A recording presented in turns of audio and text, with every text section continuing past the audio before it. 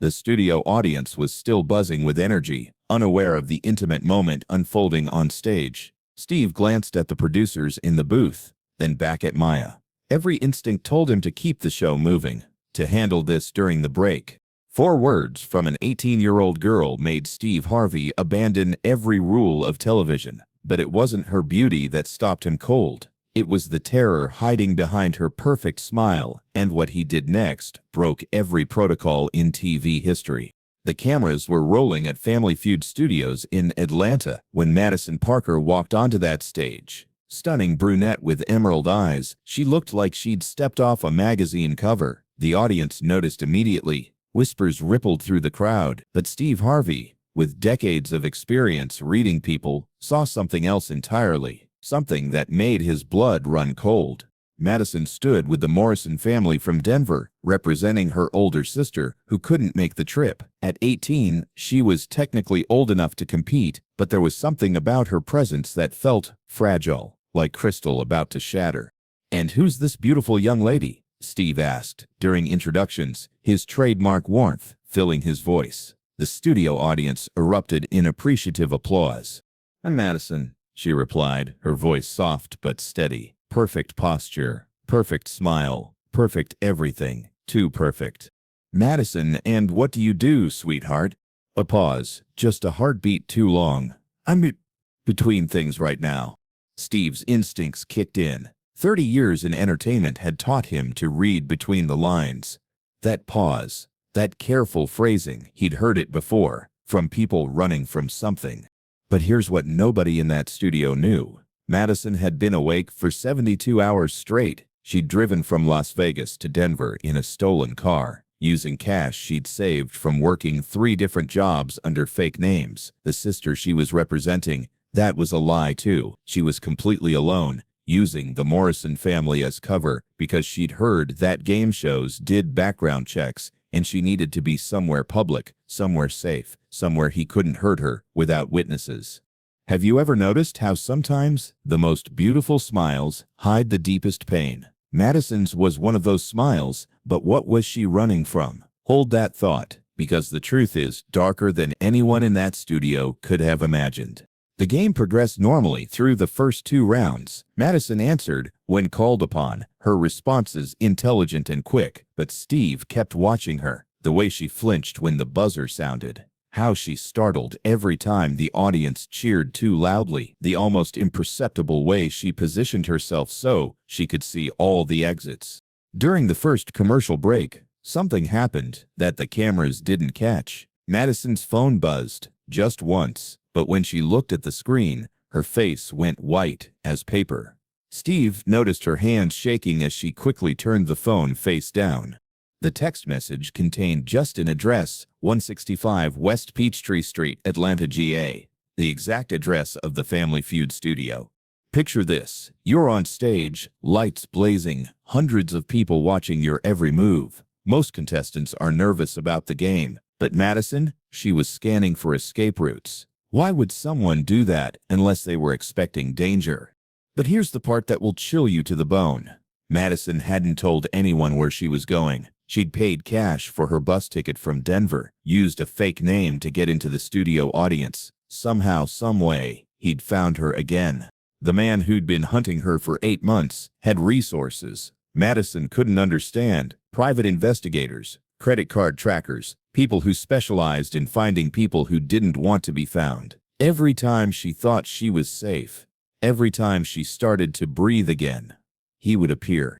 During the commercial break, production assistants buzzed around adjusting lights and checking equipment. Madison stood frozen at her podium, gripping the edges so tightly her knuckles went white. Steve noticed a security guard near the audience entrance, talking urgently into his radio.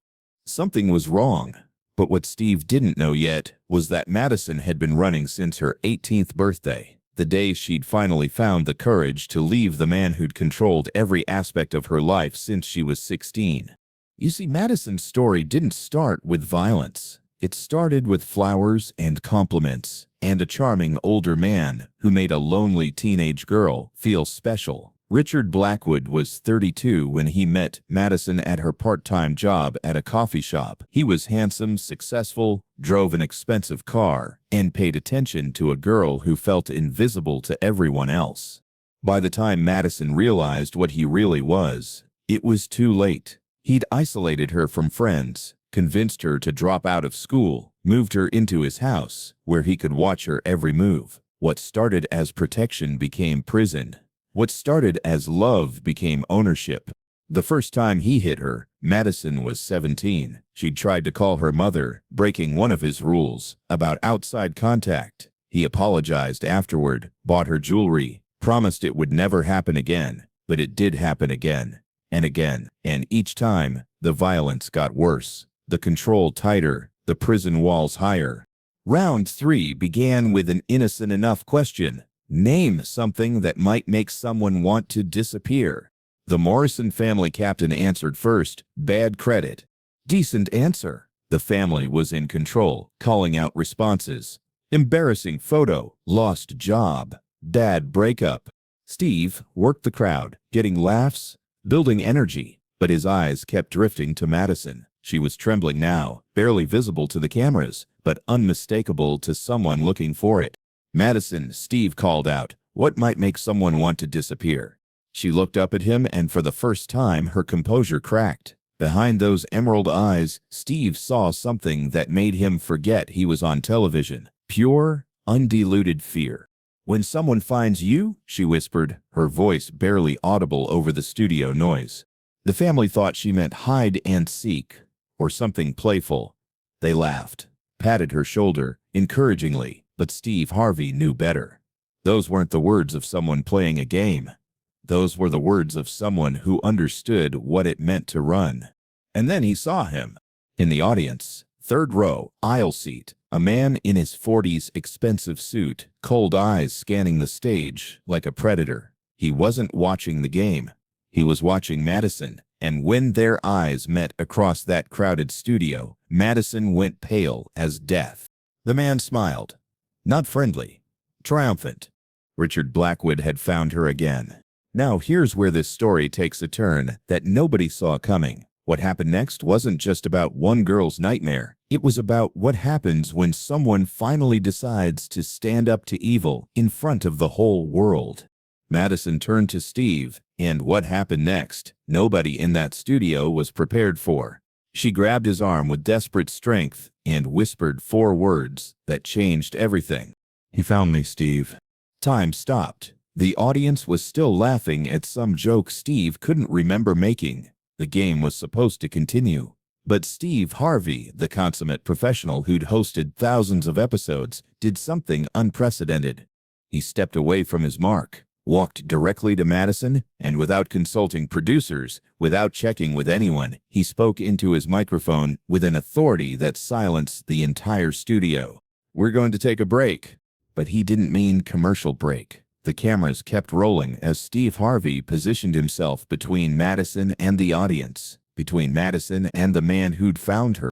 Think about this moment. Steve Harvey had everything to lose. His show, his reputation, his career. Game shows don't stop for personal dramas, but sometimes being human matters more than being professional. Ladies and gentlemen, Steve announced, his voice carrying a gravity that transcended entertainment. We have a situation here that's more important than any game show.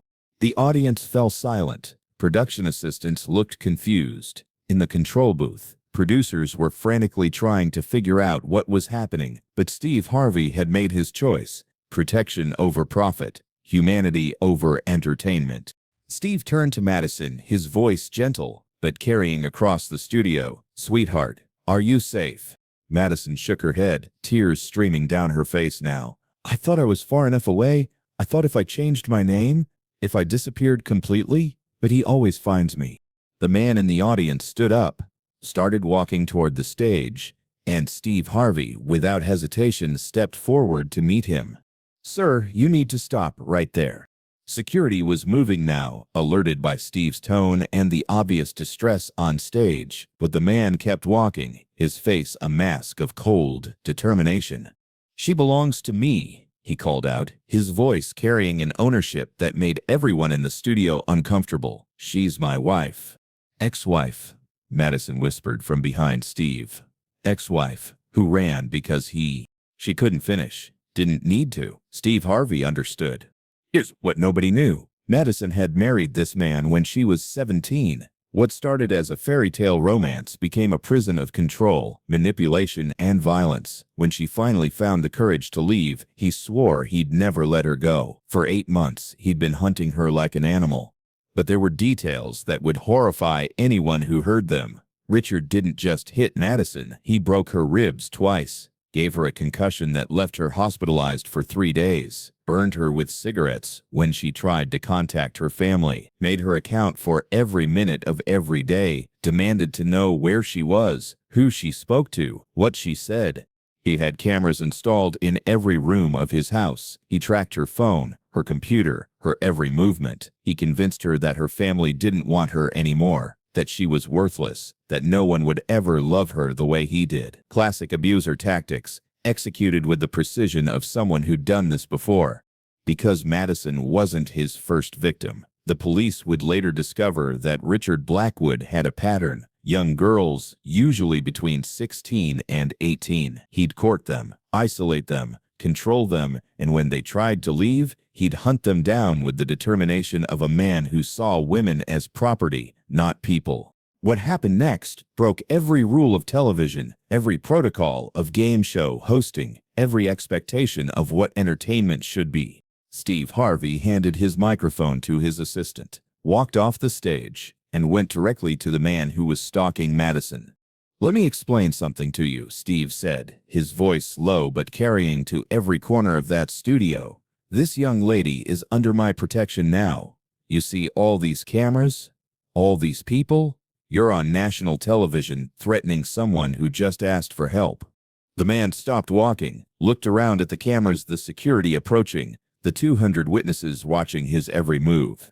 "She can't hide forever," he snarled.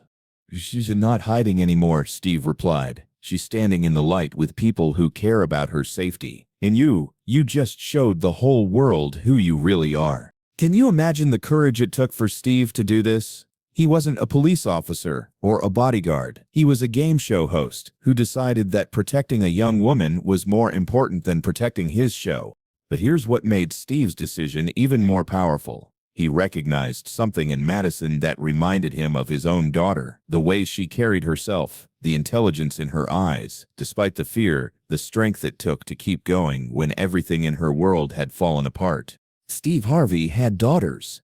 He knew what it meant to love someone enough to move heaven and earth to keep them safe. And in that moment, Madison became every father's daughter, every person who'd ever needed someone to stand between them and danger.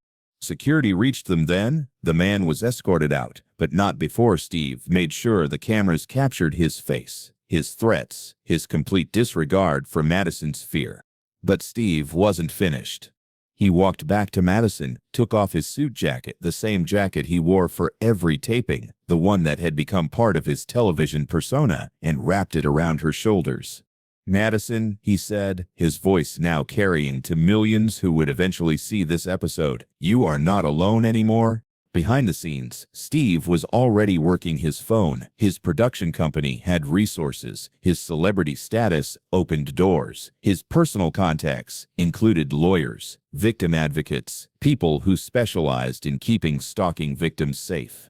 "We're going to make sure you have a place to go," he told her. "People who can help you build a new life. Legally this time, safely this time. But here's the part that will restore your faith in humanity." The entire Family Feud crew, the other contestants, even members of the studio audience started stepping forward, offering help, support, resources. What started as one man's decision to protect a stranger became an entire community rallying around someone in need.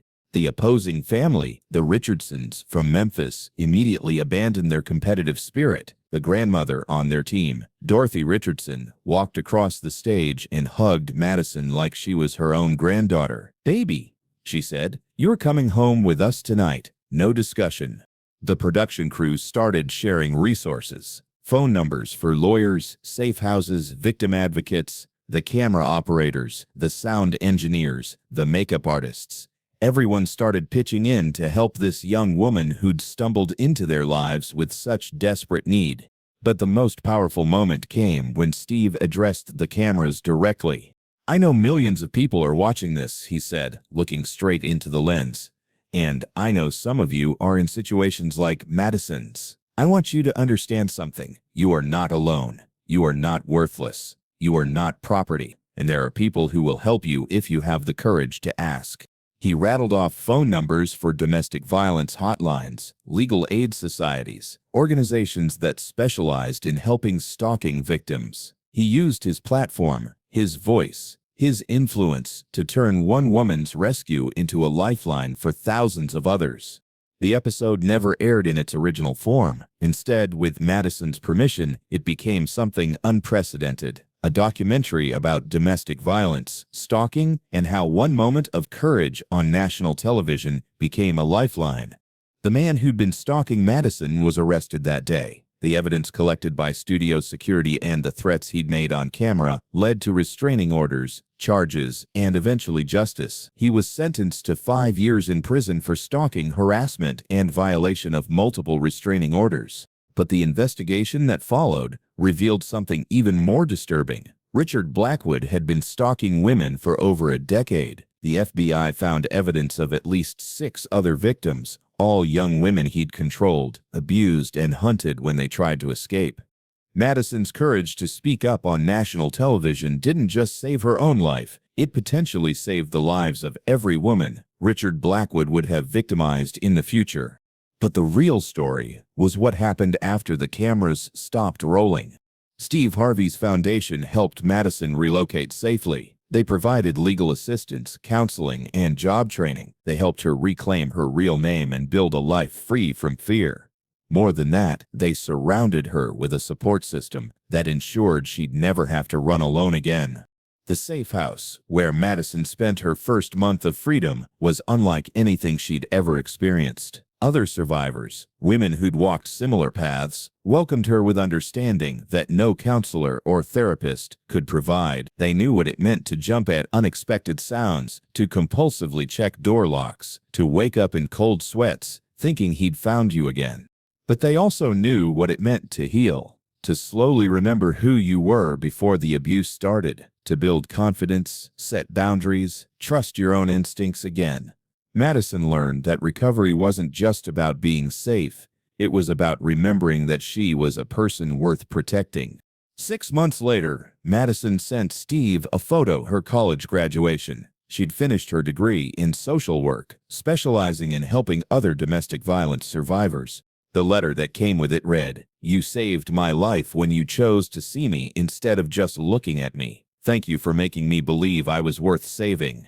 Today, Madison works with Steve Harvey's foundation helping other young women escape dangerous situations. She speaks at colleges and shelters, sharing her story and the lessons she learned that day.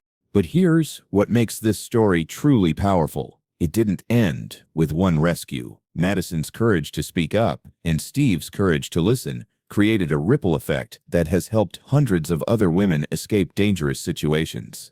The foundation they created together has safe houses in 12 states. They've helped over 400 women and children escape domestic violence. They've changed laws, trained law enforcement, and created a network of protection that extends far beyond anything that happened in that TV studio. One of the women Madison helped was Sarah Chen, a 19-year-old college student whose boyfriend had become increasingly controlling and violent. Sarah had seen Madison's story online and recognized the signs in her own relationship. She reached out to the foundation and was able to escape before the abuse escalated to the level Madison had experienced. Another was Maria Santos, a mother of 2 whose husband had been beating her for years. Maria had never thought of her situation as domestic violence because her husband was charming to everyone else, successful in his career, respected in their community. But Madison's description of psychological abuse, the isolation, the way an abuser makes you feel like you're crazy, helped Maria understand that she wasn't alone and wasn't to blame. The ripple effects continued to spread. College campuses started hosting screening events for Madison's documentary. High schools incorporated her story into their health education curricula. Law enforcement agencies began using her case as a training example for how to recognize and respond to stalking situations. Sometimes the most beautiful thing about someone isn't what you can see. It's the courage they show when someone finally offers to help them be free.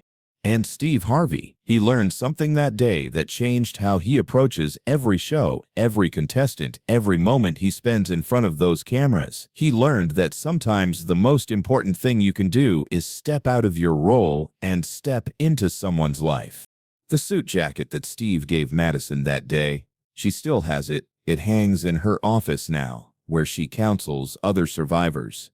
A reminder that safety isn't just about hiding from danger. Sometimes it's about finding people brave enough to stand between you and the things that hurt you. And sometimes, when someone whispers, "He found me," the most powerful response isn't to hide them better. It's to stand in the light together and refuse to let darkness win. 3 years later, Madison walked back onto the Family Feud stage.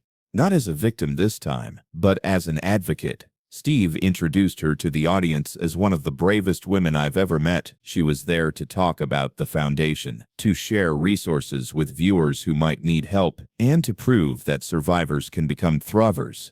But the moment that brought everyone to tears was when Steve asked her what she wanted people to remember most about her story. That someone cared enough to stop everything and listen, she said. And that when good people decide to act, evil doesn't stand a chance. The audience gave her a 5-minute standing ovation. But more importantly, the episode generated over 10,000 calls to domestic violence hotlines nationwide. Dozens of women credited Madison's story with giving them the courage to leave dangerous situations. That's the power of truth. That's the power of courage. And that's what happens when someone decides that protecting one person is worth more than protecting their own reputation. Because in the end, this isn't just a story about a game show or a celebrity rescue. It's a story about what happens when we choose to see each other's humanity, even when the cameras are rolling and the whole world is watching. Madison Parker is 21 now. She has her own apartment, her own life, her own future. She sleeps peacefully at night, no longer checking locks or planning escape routes. She fell in love with a man who treats her with the respect she deserves, and they're planning a wedding where she'll walk down the aisle as a free woman. Her relationship with David Morrison, the real David, not the fake family she'd hidden behind, began as friendship in a support group for domestic violence survivors. He understood her triggers, her need for space, her occasional moments of inexplicable fear. He was patient when she woke up from nightmares, gentle when crowds made her nervous, protective without being possessive. Their love story was built on a foundation of healing, trust, and mutual respect. David proposed on the anniversary of Madison's rescue, not as a reminder of her trauma, but as a celebration of her strength. "You saved yourself," he told her. "Steve just helped you realize you were worth saving." And Steve Harvey? He still keeps a spare handkerchief in his jacket pocket. Not for the usual game show tears of joy, but just in case another Madison walks onto his stage, needing someone to care enough to stop everything and listen. The impact of that one day continues to ripple outward. The Madison Parker Foundation has become a national model for how to help domestic violence survivors rebuild their lives. Steve Harvey uses his platform to regularly promote awareness about domestic violence, stalking, and the resources available to victims. But perhaps most importantly, that episode changed how people think about intervention. Viewers learned that you don't have to be a professional to help someone in crisis. Sometimes the most powerful thing you can do is simply believe someone when they tell you they're in danger, and then act on that belief. Because that's what love looks like. That's what courage sounds like. And that's what happens when someone refuses to let beautiful young women disappear into the darkness alone. Madison's story reminds us that heroes aren't born in comic books or action movies. Sometimes they're game show hosts who decide that a young woman's safety matters more than television ratings. Sometimes they're audience members who offer help instead of just entertainment. Sometimes they're survivors who transform their pain into purpose and help others find their way to freedom. And sometimes, when evil thinks it has won, when a predator believes he's cornered his prey, the most powerful force in the world shows up. Good people who refuse to look away. That's how one woman's whispered plea for help became a movement. That's how a game show became a rescue mission. And that's how 4 simple words, "He found me, Steve," changed not just one life, but hundreds of lives, proving that courage is contagious and love always finds a way to win.